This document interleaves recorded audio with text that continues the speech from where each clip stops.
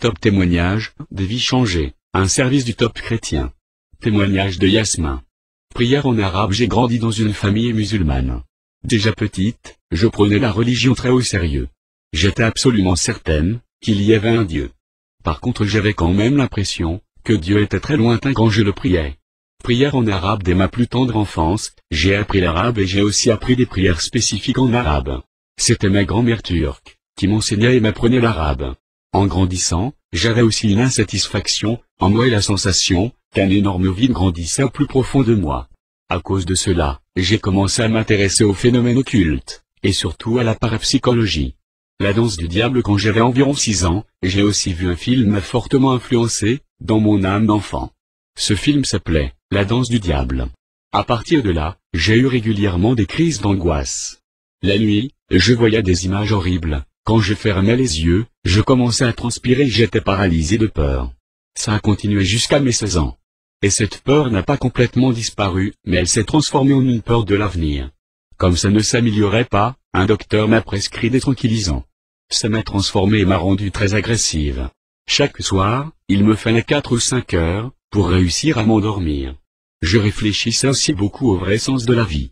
Je ne pouvais tout simplement pas croire que la vie s'était allée à l'école, se marier et avoir des enfants. Au fond de moi, je me disais qu'il devait y avoir quelque chose d'autre, quelque chose qui pourrait satisfaire mon vide intérieur.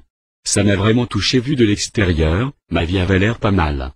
J'avais tout ce qu'on pouvait espérer. J'avais encore mes 2 parents, j'avais un copain, un gars bien, et j'avais même beaucoup d'amis. Mais malgré ça, je n'étais toujours pas satisfaite. Alors, j'ai commencé à vider mon cœur devant Dieu. Je lui racontais simplement et sans détour comment je me sentais. J'ai aussi commencé à me demander qui était réellement Jésus. Comme je n'arrivais pas à trouver une réponse satisfaisante, j'ai commencé à demander à différentes personnes autour de moi.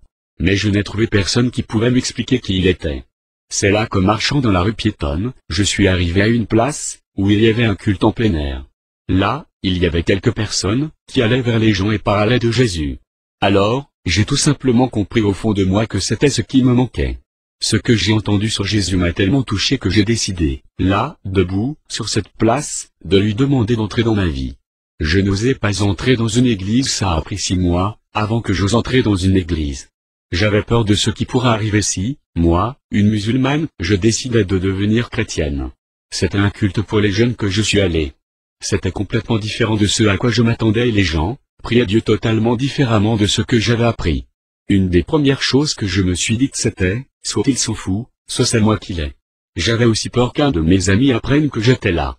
Mais je n'avais pas cet amour qui émanait de ces gens-là. Là j'ai dit à Jésus, si tu existes vraiment, alors parle-moi aujourd'hui et fais quelque chose pour que je remarque que tu existes. Comme rien de spécial ne s'était passé, j'ai décidé de rentrer chez moi.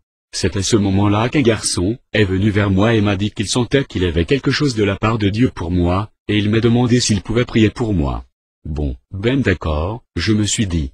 J'ai éclaté en sanglots, quand il a posé sa main sur moi et qu'il a commencé à prier, une force super puissante m'a traversé et j'ai senti un énorme amour. C'était comme si Dieu lui-même me prenait dans ses bras. J'étais complètement bouleversé, et mes genoux ont commencé à trembler. Après, le garçon a dit des choses très précises, qui correspondaient exactement à ma vie. J'ai éclaté en pleurs. C'était comme si toutes mes peines sortaient en sanglots, après toutes ces années d'inquiétude. Quand je suis rentré après cette expérience, j'avais l'impression que tout ce qui m'entourait avait changé. C'était comme si la rue et tout le reste était plus beau. Tout semblait tellement différent. Au fond de moi, je bouillonnais de joie, et je sentais que quelque chose de nouveau s'était passé en moi. Cette peur qui avait été ma compagne au perpétuel, était elle aussi partie. Maman, Jésus est vivant. La première chose que j'ai dite à ma mère, devant la porte de la maison, c'était, Maman, Jésus est vivant. Il m'a parlé. Et à mon père, j'ai dit, Papa, maintenant je suis devenue chrétienne, parce que j'ai rencontré Jésus. Et quand j'étais avec mes amis, je parlais de Jésus la plupart du temps. Il se demandait ce qui m'était arrivé et mon copain a pleuré. Il m'a regardé et s'est demandé qui était cette nouvelle Yasmin. Mais au fond de moi, je savais. C'était ça que j'avais recherché toute ma vie, c'était de ça que chacun a besoin, Jésus-Christ. J'étais tellement contente de ce dont j'avais fait l'expérience, que j'ai décidé de ne jamais laisser quoi que ce soit me faire perdre cette nouvelle relation avec Jésus. Le chemin étroit évidemment. Quand j'ai décidé de devenir chrétienne et de suivre Jésus, tout n'est pas devenu facile d'un coup ni à la maison, ni avec mes amis. J'ai encore vécu pas mal de trucs depuis, mais j'ai aussi fait l'expérience que Dieu m'a aidé vraiment concrètement. Il y a un chemin étroit et un chemin large. Le défi pour nous, maintenant, c'est de choisir le chemin étroit, c'est-à-dire le chemin de Dieu. Yasmin.